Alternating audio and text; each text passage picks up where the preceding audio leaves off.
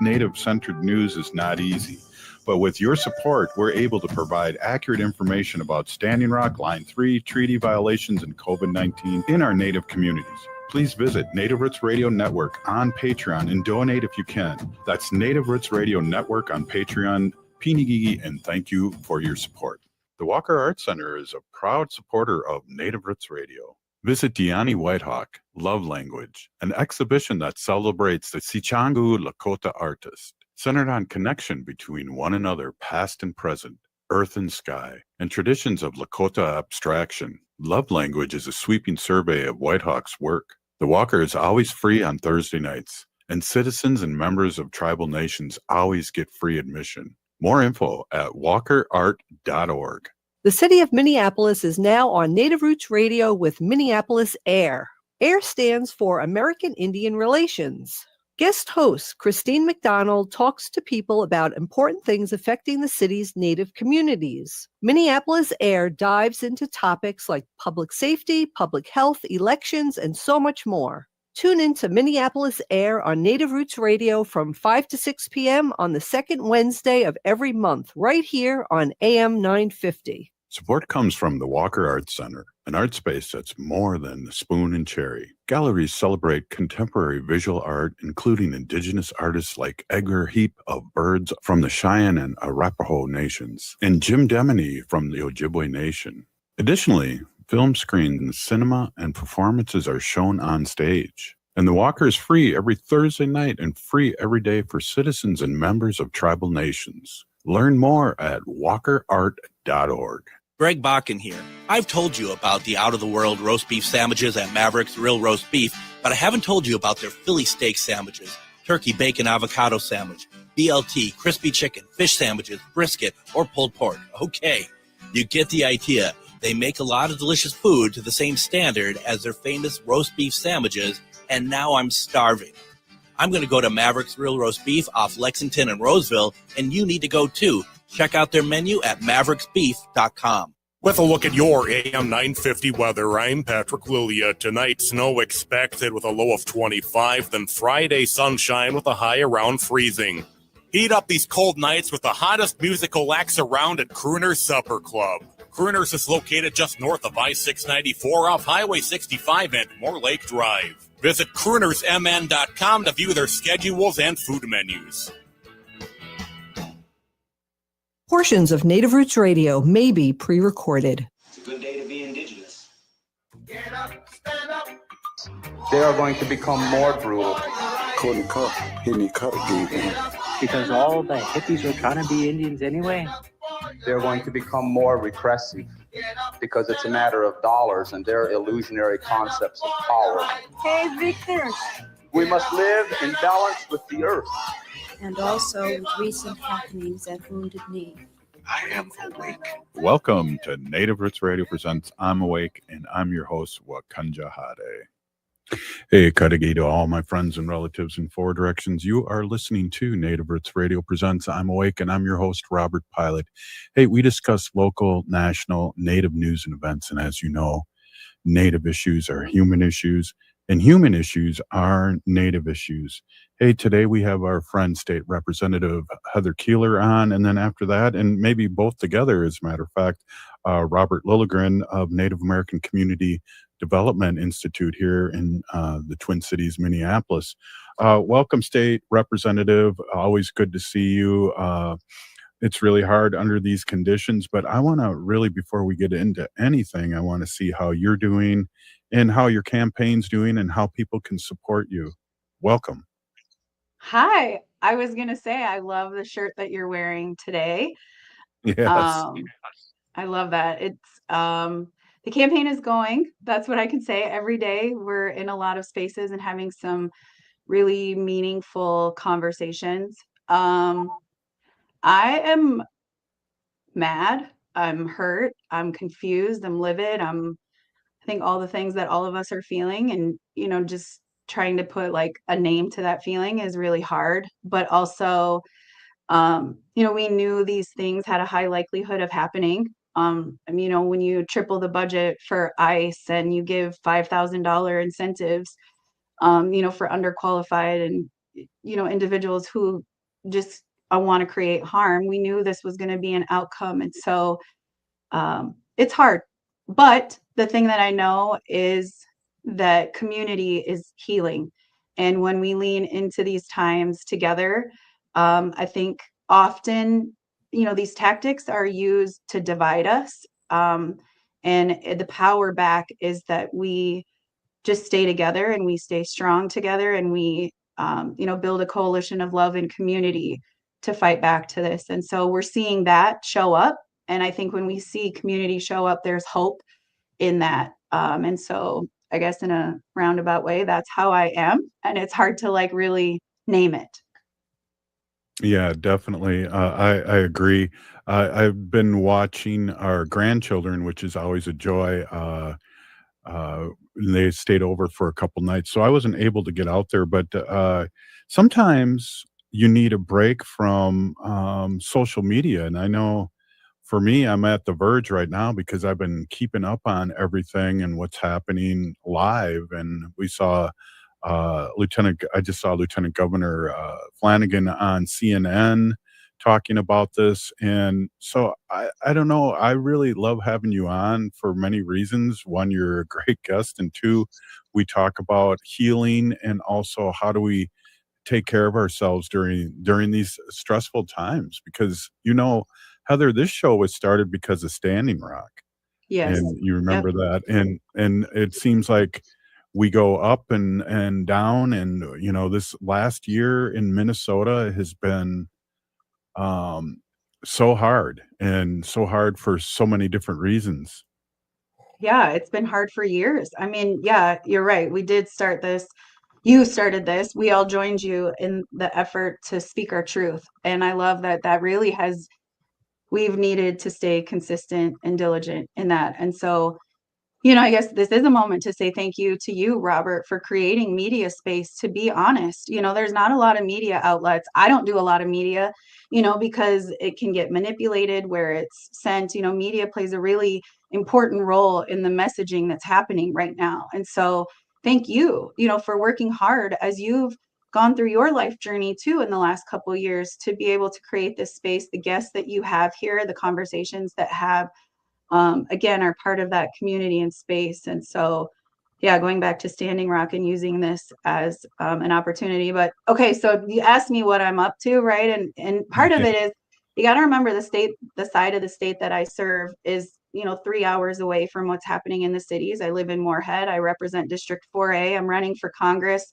in our Congressional District 7, which is the entire west side of the state.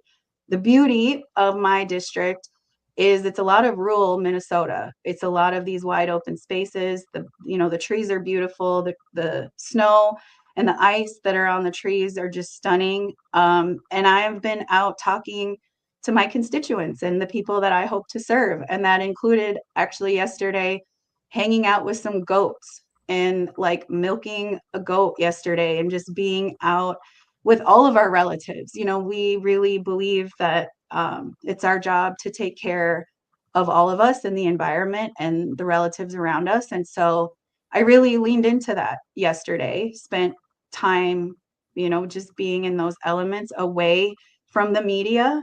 And, it was really good for my mental health. I talk openly about that and making sure that everybody's drinking water and really taking care of themselves and getting out into the elements if they can.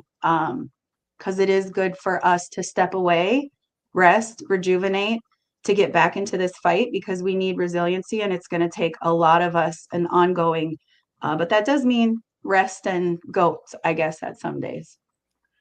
Well, the last time I was seeing a goat and I was with Wendy and we were at a sanctuary, it ate my medicine bag and it was very quick. And yeah, they were trying to eat my surprised shoelaces me. and stuff. And yeah, goats are fascinating. I learned a lot about them. And I would love, people often ask me how I feel about farmers or that whole, I have a lot of farmers in my district and I say I actually can't wait to have a hobby farm. I just wasn't ever blessed with the land. Remember, y'all took it. Had I had access to the land, I would be a goat farmer. I'd have chickens. I'd have we'd be doing communal living and being able to live off of the land and ourselves. And so I really, it's interesting out here to kind of blend that dynamic. Yeah, when they show the map of blue and red in Minnesota, I always say, because the whole state looks red, but I always like to say, well, land can't vote. There's not that many people in between this red part, and you're finding that out big time again.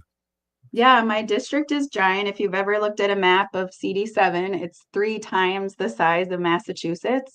And so, but it is a lot of just land space. You drive 20 miles, an hour or something to meet with 10 to 15 people. And so, yeah, it's a lot of space. I also remind people of the map is that I am the only Democrat that sits in the House of Representatives past St. Cloud. And so I really am the Democratic voice at the House of Representatives for the entire west side of the state. And so been that voice and for this community for a long time. But yeah, we're way out here.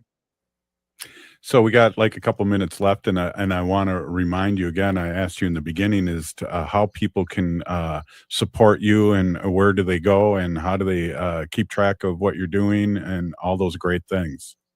Yeah, KeelerForCongress.com is where we're at this year. You can find ways to volunteer, donate. We're in Q1 and we have a really big fundraising goal for us to beat Michelle Fischbach. It's going to take us a lot of money. We are a red district, and so it takes outside investors, is what I say. It's more than just donations, but really investing in a movement for us to build back and help raise the water in Minnesota. So we have amazing Democratic candidates up and down the ballot. Keeler for Congress, donations, volunteer, just get engaged. We're doing stuff literally every day, multiple times a day.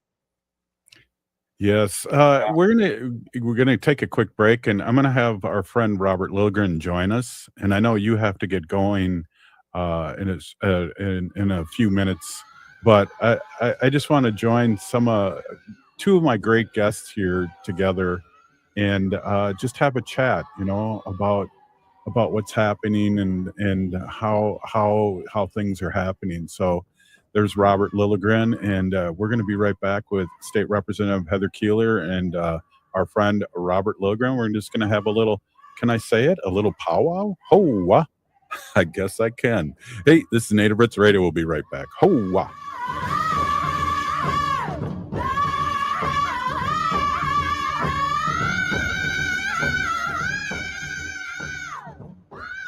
Support comes from the Walker Arts Center, an art space that's more than the spoon and cherry. Galleries celebrate contemporary visual art, including indigenous artists like Edgar Heap of birds from the Cheyenne and Arapaho nations, and Jim Demeny from the Ojibwe Nation.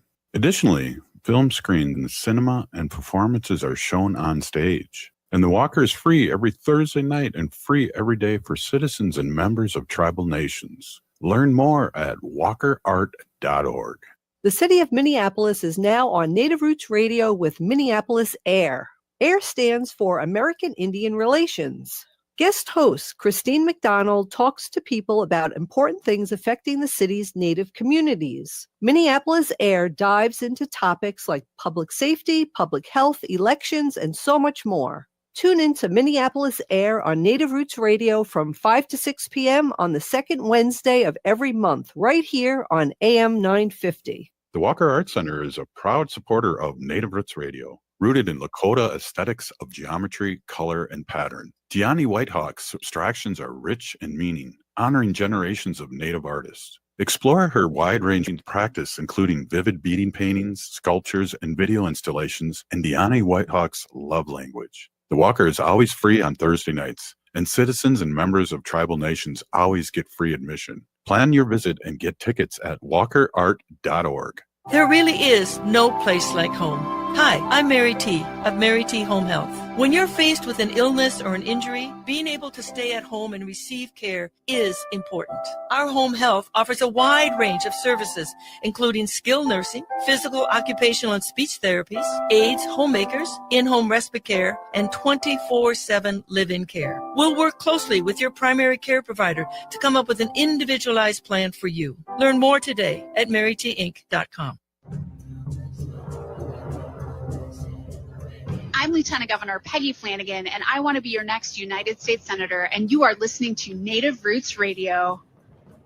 Welcome back to Native Roots Radio Presents I'm Awake, and this is Robert Pilot.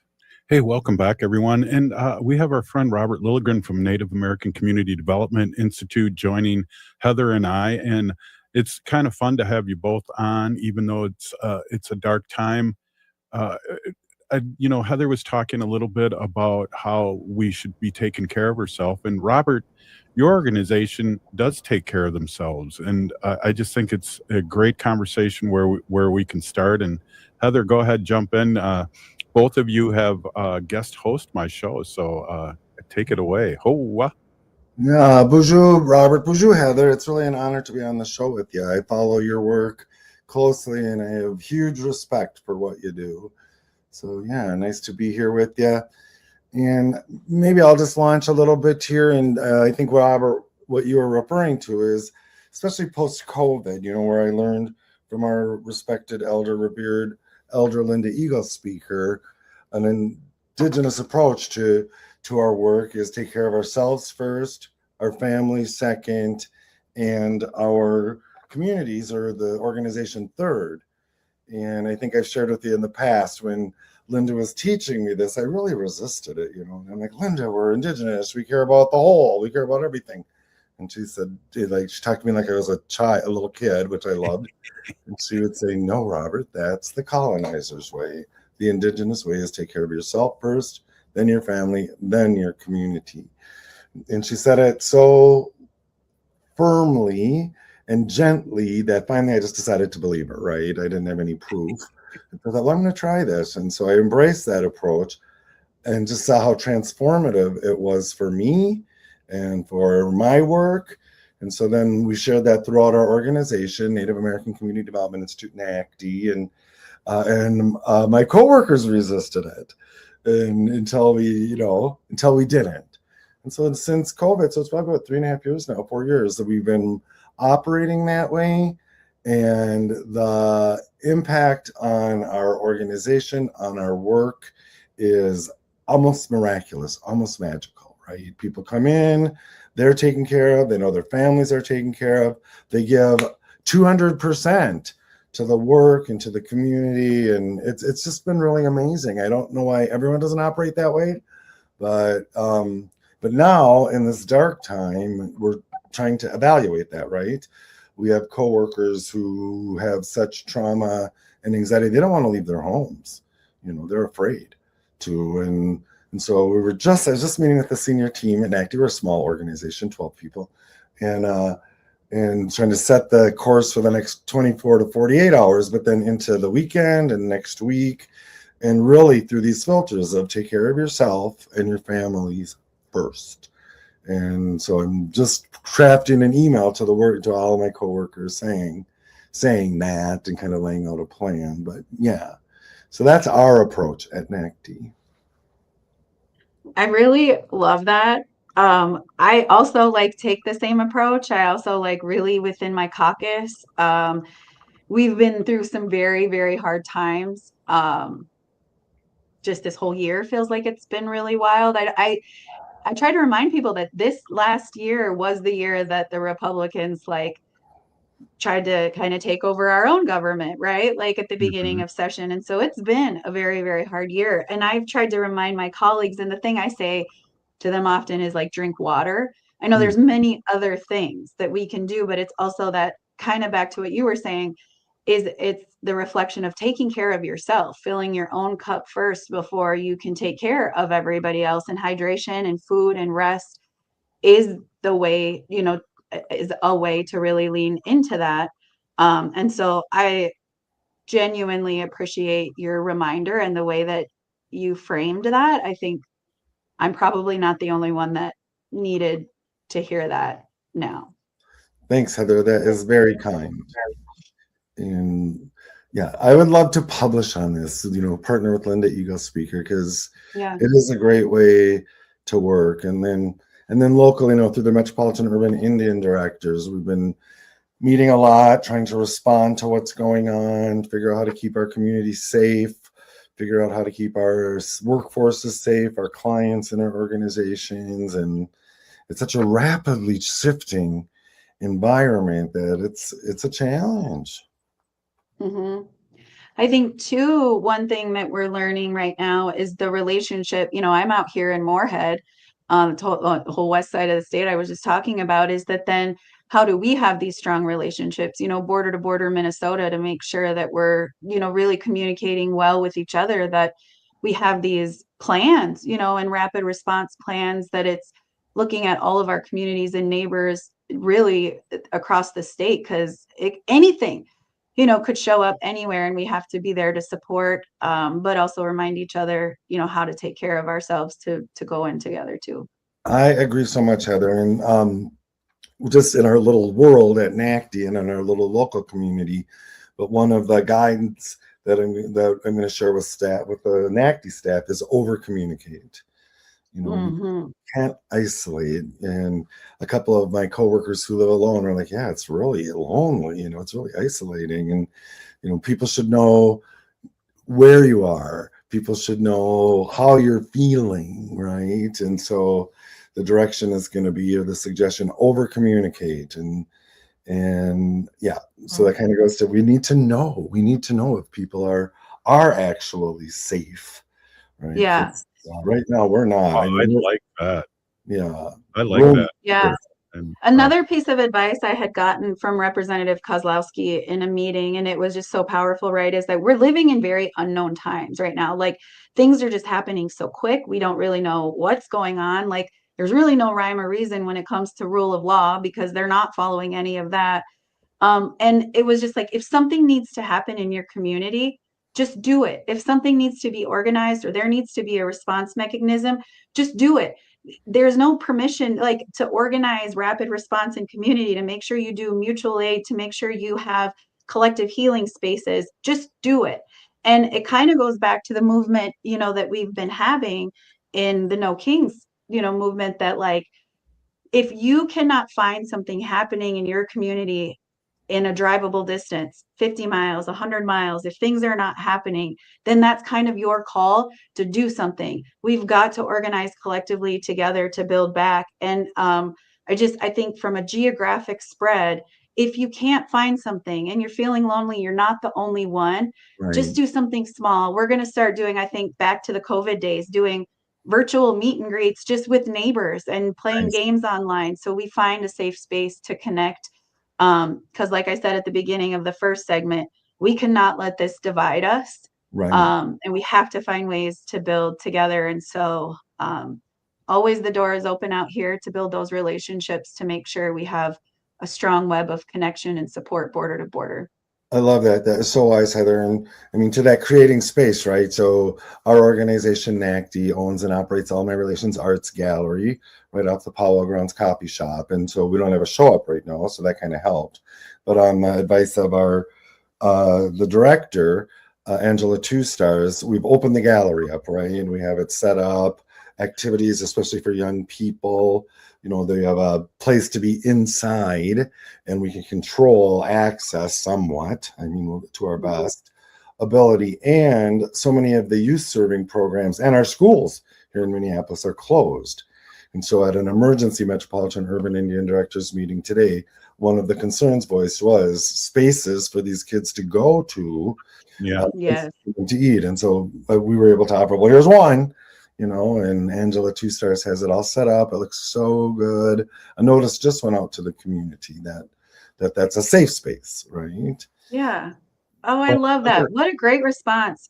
Kids and their education, and how it's like impacting that, and the fear that kids are having going to school and spaces. Like, look, we all know the generational impact of what genocide looks like. And I think we're on the onside of genocide. I think that's real, and we're going to have generational impacts. And so thank you for caring about our kids and those spaces. That's wonderful. Well, and that's, Heather, I know. I'm sorry, Robert. Heather, I know you need to get going here. So do you give us the last word, and then Robert and I will take it from here. Yeah. Thanks for the reminder. I actually have to go be a mom, right? I got to go get my little guy and make some dinner. So thank you. Keeler for Congress. that's just where you can find what we're doing, but also still have a year left in the House. And so, local legislation, things that we need to do, anything that we need to actually make some movements to help keep our community safe. Let's get creative and do that. Thanks, Robert, right, for the reminder to take care of ourselves first. That's really important. And I'll do my best to do that myself and continue to share that message out here. Hope ya. Thanks. Oh, thank Heather, you for everything that you do. Yes, we'll see you. Wow, Robert, just great having both you guys on together. Nice. Yeah, it's super nice, and just having a conversation about the same things in a different way. Right. And it's so good. Like I said, I do follow Heather's work. I'm so impressed. And she kind of came into politics after I left. So we didn't have those kind of natural intersections that we might have. So it's good I think this might be the first time I've spent time with her actually just now. So that was nice. Thanks for creating that opportunity. Yeah, that's great. Well, we got like half a show here, and I really, and I know it's been a pretty stressful time, but I want to get into the nitty gritty again and talk about things that are happening locally. I know I saw ICE was on our streets in Franklin Avenue today, and so we have a lot to talk about, and locally and nationally. And couldn't think of a better person to talk to you about things that are happening right now. So let's do it. Hey, this is Native Roots Radio, and I'm with Robert Lilligren, CEO of Native American Community Development Institute, and we'll be right back.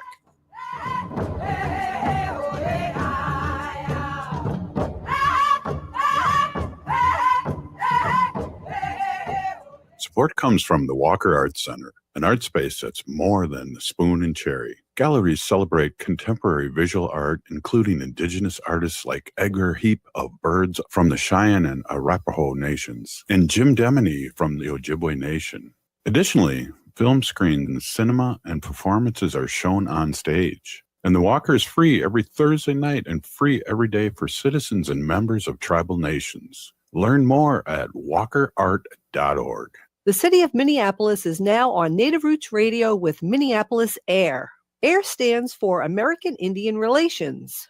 Guest host Christine McDonald talks to people about important things affecting the city's Native communities. Minneapolis Air dives into topics like public safety, public health, elections, and so much more. Tune in to Minneapolis Air on Native Roots Radio from 5 to 6 p.m. on the second Wednesday of every month, right here on AM 950. The Walker Arts Center is a proud supporter of Native Roots Radio. Visit Deani Whitehawk, Love Language, an exhibition that celebrates the Sichangu Lakota artist, centered on connection between one another, past and present, earth and sky, and traditions of Lakota abstraction. Love Language is a sweeping survey of Whitehawk's work. The Walker is always free on Thursday nights, and citizens and members of tribal nations always get free admission. More info at walkerart.org. This is Chad, owner of AM 950. I've been telling you about my friends at Snap Construction, who are arguably the most well-reviewed exterior construction company in the metro.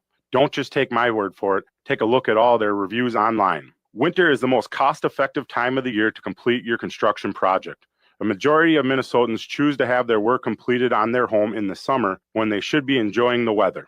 As a result, the demand for labor in the summer is much higher.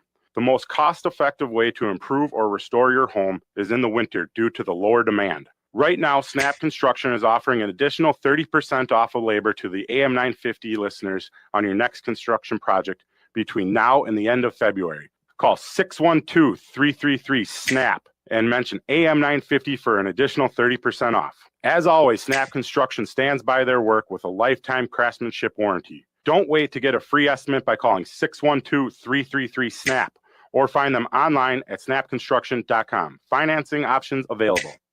At Woodland Stoves and Fireplaces, our job is to help you find a place for fire. Our displays include over 180 models in diverse styles, and we have over 35 burning displays. Come and experience the glow and warmth of a live fire. Some say there are only 2 seasons in Minnesota, road construction, and winter. Hi, this is Laura, and I agree there are 2 seasons in Minnesota, summer and fireplace season.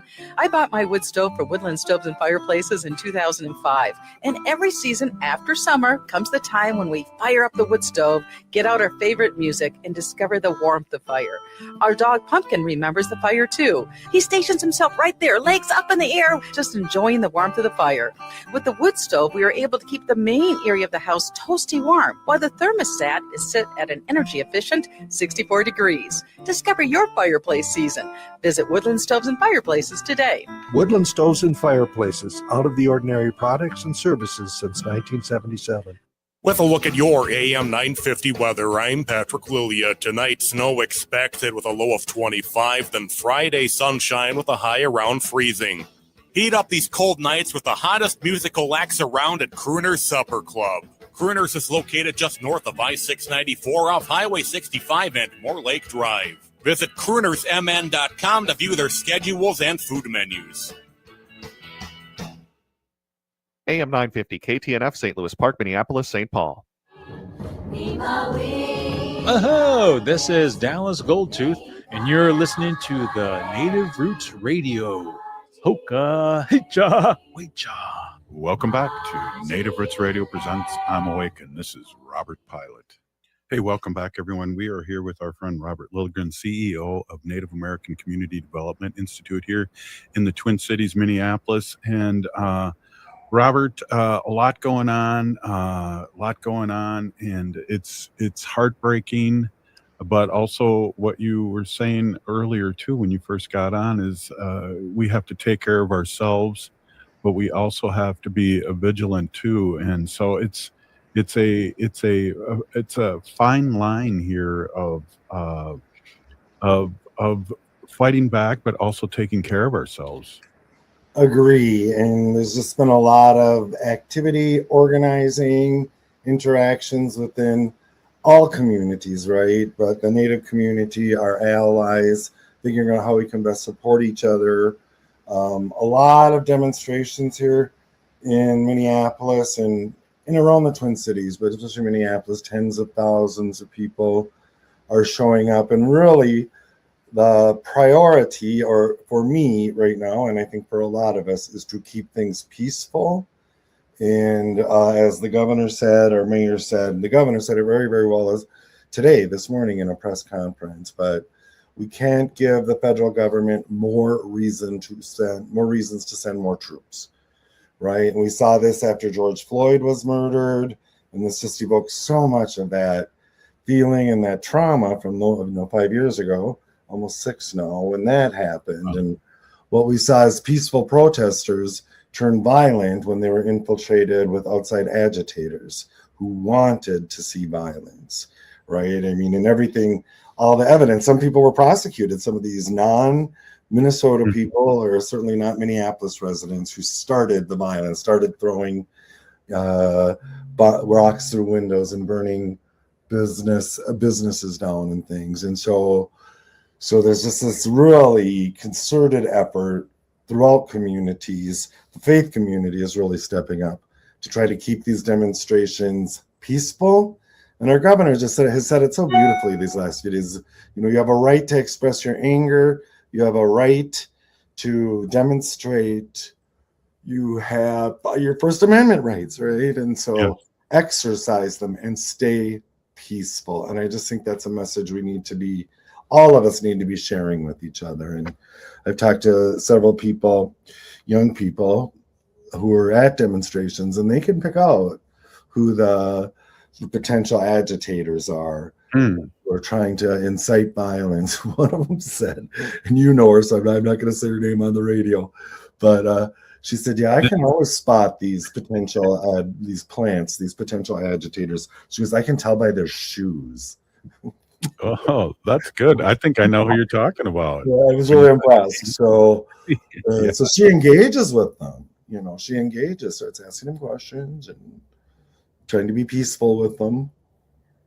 Well, Robert, how did you feel? Because I saw the a live video from Franklin Avenue, right. And that, I don't know why, but that really hit home with me because I'm on Franklin Avenue all the time. Right.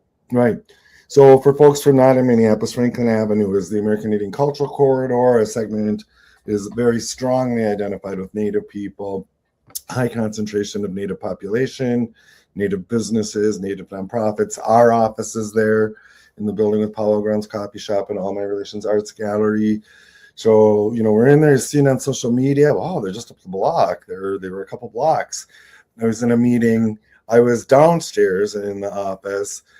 Our gallery director, Angela Two Stars, was upstairs, and she was in the same meeting, and she was monitoring the same social media. And she goes, oh, wow, there's a lot of horns honking on Franklin. They must be coming this way. And I was like, okay, do you want me to come upstairs? And she goes, no, I'm fine.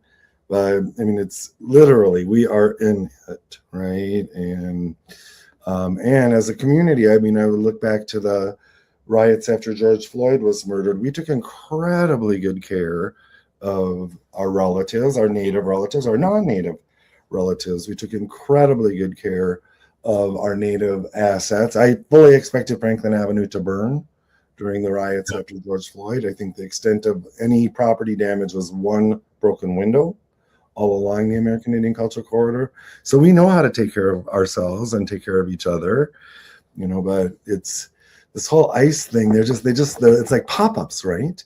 They just pop up, one of my coworkers was all stressed out because his neighbor had texted him that ICE was at her place of employment, and then he didn't hear from her. So he was just completely stressed, completely traumatized, thinking something had happened to her. It turns out it didn't. So a bit of a happy ending, but it's just so random. Mm-hmm. Wow. I have a couple notes here, and I'm kind of all over the place, but what's your feeling about Governor Walz and the National Guard to protect? Is that escalating, or I'm not really sure what the game plan is here. Is he going to be fighting ICE, or are you going to be protecting people? So what the governor has said, and I haven't talked to him, not that I would anyway, but he's been very clear. He's got the National Guard on alert. That isn't the word they use. There's a technical official word, but they're on standby. And that I heard him say yesterday in the media that this is a National Guard training weekend. So there are literally something like 8,000 National Guards people already kind of engaged that can be deployed fairly quickly. And so they're on alert to protect Minnesotans. That was what the governor said. And so I would interpret that to mean protect Minnesotans from ICE and federal agents. And so we'll see where that goes. But for me anyway, I find it reassuring that our governor is seeking to use our resources and Minnesota troops to protect Minnesotans. And I just think it's really intriguing, the disparity between what the local officials are saying here and what the federal officials are saying about what happened. It's like the upside down, right? And so this idea of our state military troops protecting us from federal troops is interesting. And it almost, I hate to be an alarmist, but it sounds like Civil War, right? Yeah, definitely. What's crazy too, Robert, I'm a former high school teacher, and you were talking to Heather last segment, and I'd like you to talk a little bit more about that. But I know these schools closing, again, that's a trigger for me and of sadness. Right. I think that was the right call, but that is extreme, right? Schools in Minneapolis cannot guarantee their students' safety. That is so sad. And I'm guessing a lot of folks already know a high school was raided yesterday, Roosevelt High School, very high Native population, traumatized their students. At least, I think it was 3 total of their faculty were, I don't know if detained is the right word, had encounters with ICE agents. They were cuffed. Chemical irritants were released on them.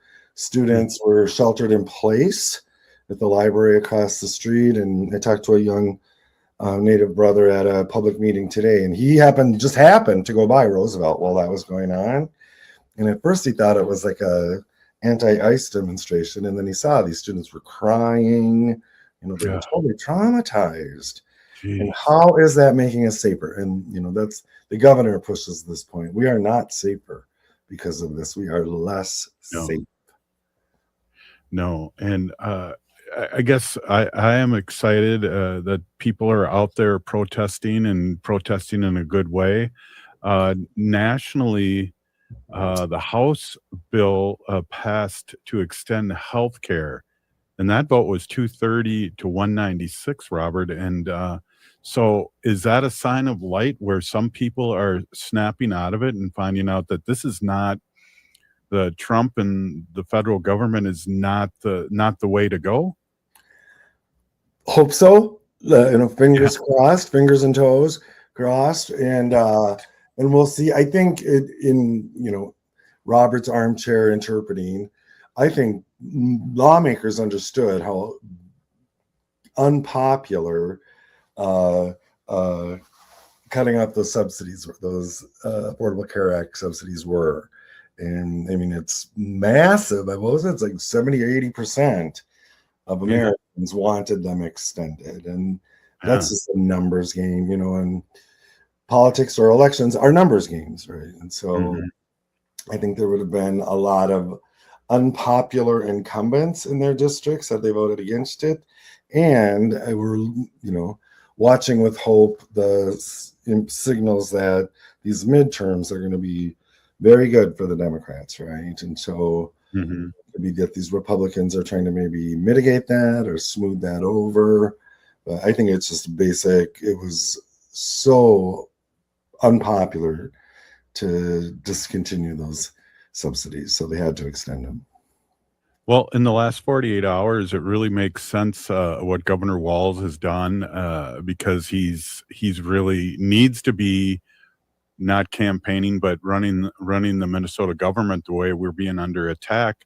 What are your feelings about who's going to run again here for the Democrats? Well, we shall see. And before I get off Governor Walz, I just think he's done an amazing job, big supporter.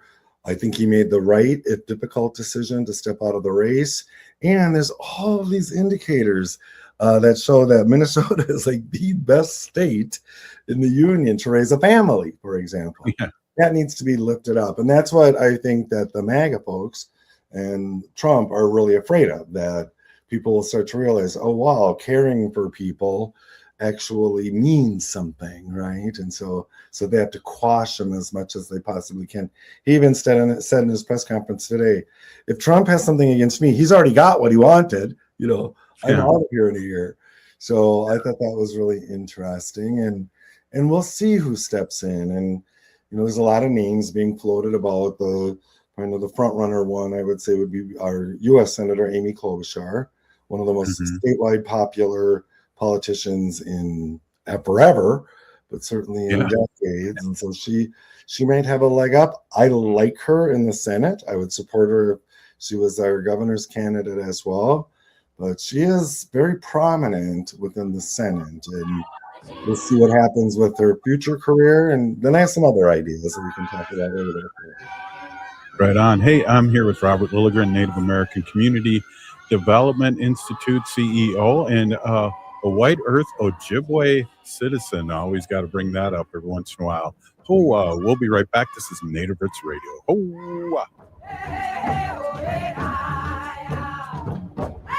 The Walker Arts Center is a proud supporter of Native Roots Radio, rooted in Lakota aesthetics of geometry, color, and pattern. Diani Whitehawk's abstractions are rich in meaning, honoring generations of Native artists. Explore her wide-ranging practice, including vivid beading paintings, sculptures, and video installations, and Diani Whitehawk's love language. The Walker is always free on Thursday nights, and citizens and members of tribal nations always get free admission. Plan your visit and get tickets at walkerart.org. The city of Minneapolis is now on Native Roots Radio with Minneapolis AIR.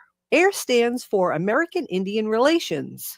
Guest host Christine McDonald talks to people about important things affecting the city's Native communities. Minneapolis Air dives into topics like public safety, public health, elections, and so much more. Tune in to Minneapolis Air on Native Roots Radio from 5 to 6 p.m. on the second Wednesday of every month, right here on AM 950. Support comes from the Walker Arts Center, an art space that's more than the spoon and cherry. Galleries celebrate contemporary visual art, including indigenous artists like Edgar Heap of Birds from the Cheyenne and Arapaho nations, and Jim Demeny from the Ojibwe Nation. Additionally, film screens, cinema, and performances are shown on stage. And the Walker is free every Thursday night and free every day for citizens and members of tribal nations. Learn more at walkerart.org. Greg Bakken here. Like you, I love good, fresh, delicious food. So I want to tell you about this treasure in Roseville called Maverick's Real Roast Beef. Maverick's has the best roast beef sandwiches I've ever had. Made fresh, every order. Add fries or onion rings dropped in the fryer when ordered, and you have a winning combination. Maverick's Real Roast Beef has a lot more than roast beef, so check out their website, mavericksbeef.com, or check out their restaurant on Lexington in Roseville. You're listening to Native Roots Radio. I'm Bobby Wilson. Witcha. Welcome to Native Roots Radio presents I'm Awake, and I'm your host, Wakanja Hade. Hey, welcome back, everyone. We are here with Robert Lilligren, CEO of Native American Community Development Institute here in the Minneapolis Twin Cities area. Robert, one of the questions I wanted to bring up again was, when COVID hit, when George Floyd hit, the Native American Community Development Institute, you were saying, stepped up, and it sounds like you're stepping up again. And I remember you guys turning the whole art gallery into a food distributing place, and all these things that really helped out the community. And it sounds like you're doing it again for our students. Thank you, Robert, for the recognition, but we're not the only ones, right? Everyone is stepping up. We're all trying to figure out what to do. But it does kind of have that same feel as the George Floyd, after the post-George Floyd murder, where we didn't know what to do, right? That was during COVID as well. And we were all trying to pivot and respond and serve as much of the community needs as we can. Not hugely unlike the era of the Wall of Forgotten Natives, a massive homeless encampment that was predominantly Native right there on the American Indian Cultural Corridor. We're quick to adapt. We're quick to center the well-being of our relatives in our work. And it's not like we're hugely resourced to do that or anything like that, but those are our priorities. And I feel good about that. So I don't want to make it sound like NACDI's doing all the stuff in the world. Everybody is stepping up. This is actually kind of evoking back to there was the question of SNAP benefits being discontinued from the federal level, and how the community came together, and lots of communities, right, to figure out where food resources were, how we can make sure that people are still fed. This is kind of coming up now with this ISTEP, because a lot of students, for example, rely on schools for maybe 2 or 3 meals a day. So if they're not in school, they don't have that access. A lot of, for example, one of our local organizations, Indigenous Peoples Task Force, canceled their food distribution because they didn't want people lining up outside their building and being vulnerable, right? And so, how do you get food to these people? And Native American Community Clinic on the Cultural Corridor, they have patients that are afraid to come out for their appointment. So rather than canceling, they're trying to use their resources to arrange transport for people. But yeah, it's, again, I don't know how in anyone's mind this is making life better or safer in Minneapolis. And so you have students that can't learn, they can't go to school. You have workers whose employers are closing, so they're not earning. You have businesses that are losing customers. I haven't been down to Lake Street today, but I heard from someone who was down there that it's like a ghost town. So all these small immigrant-owned businesses are either closing because they're not customers, or they're trying to protect the safety of their workforce and their customer bases. And so, this is really disruptive. Yeah. I know my daughter had an experience today because one of her coworkers and whole family was getting caught up in this mix, and it's just to see her emotional and how they helped the family, large family. Right. And it was cool because, like you said, there's other people stepping up, and there was a church that stepped up, and that's always good to hear because I always feel like that's what they should be doing, and they're really helping this family. Right. And like I said, the clergy is really stepping in, and just about Yeah. any social media live feed you see of a demonstration, there's clergy predominantly present and visible. And one of our local pastors of a native church, which is called All Nations Indian Church, Kelly Sherman Conroy, I follow her on Facebook and some of the others as well. And she had listed this sort of checklist, or she had posted this checklist of what clergy should do, wear a collar, wear a shawl, so you're identifiable, but also tell people where you're going, tell people when you leave, tell people when you're home. I mean, just really practical and in some ways chilling, steps that they need to do to protect themselves. Yeah. Geez. Well, this is part of the show where I always think of Wendy and saying to ask Robert what he wants to talk about. So I know there's a lot of things happening with the organization and other organizations, and I'm going to kind of give you the floor here if you're prepared and ready to go. I appreciate it, Robert. I'm always happy to talk about whatever you want to talk about. One thing I would like to lift up is the response of the organizations, right? We have this umbrella leadership forum here called the Metropolitan Urban Indian Directors. It's a 50 plus year old leadership forum that has really grown and evolved, especially in the last maybe 10 years, and its professionalism. We're not sovereign leaders. We're heads of nonprofits primarily, some public sector folks. Urban tribal reps are part of the group as well.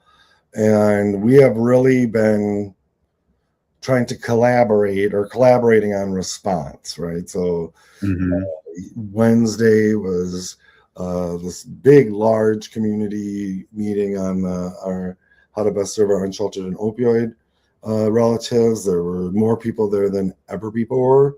People are looking to be in community, right? And looking to figure out what they can do. Today we had a 2-hour meeting of the Metropolitan Urban Indian Directors. It was incredibly well attended. We called it an emergency meeting. We're trying to figure out how to coordinate resources, coordinate messages out to the community. We're meeting again tomorrow morning in a sort of a special emergency meeting to continue this work. And I wanted to talk about it because there's often dynamics in the community. We have sort of organizations, we have organizational leadership, we have community members, and, no big surprise, we're not always on the same page, right? And so I just think it's important for folks to know that at least the organizational leadership here in the Twin Cities is responding. We're trying to figure out how to support each other, support the community, how to better or best organize our fairly limited resources in keeping people safe, keeping people fed, keeping people warm, keeping people sheltered. And so there's a lot going on.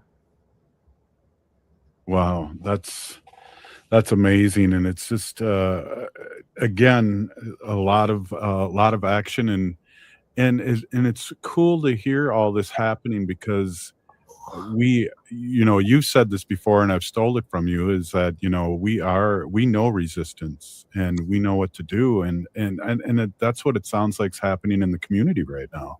Agree. And yeah, I think I said we're the resistance people. We're the resistance experts, I think is what it is. Yes. And, my t-shirt. Oh, I love it. And we are, and it was really interesting leading into this, and this is tragic, and we're still kind of reeling here and trying to figure this out, and someone's dead, right? Because of unnecessary federal involvement in our communities. And so that's kind of a different thing.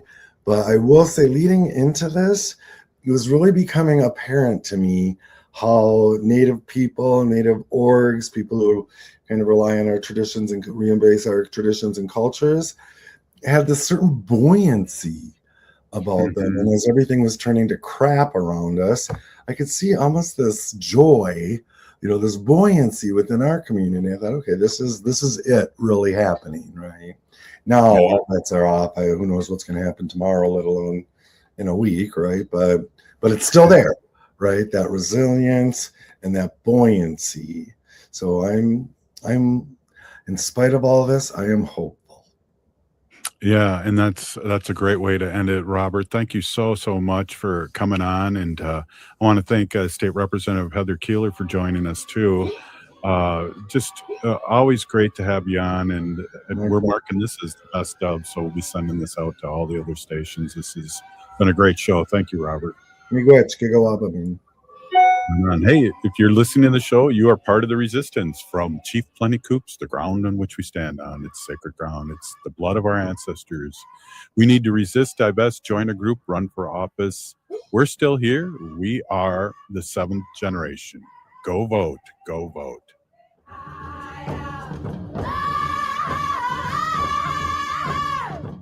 The city of Minneapolis